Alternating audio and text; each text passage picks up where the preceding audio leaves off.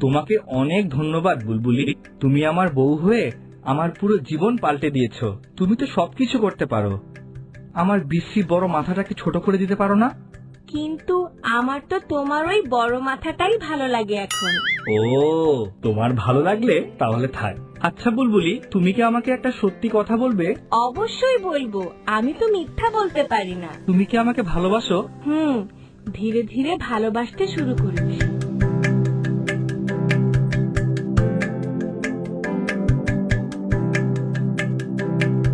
তোমরা এইখানে? চলো বৌমা, আমরা এখন মন্ডা মিঠাই খাবো। বুলবুল, তুইও আয় বাবা।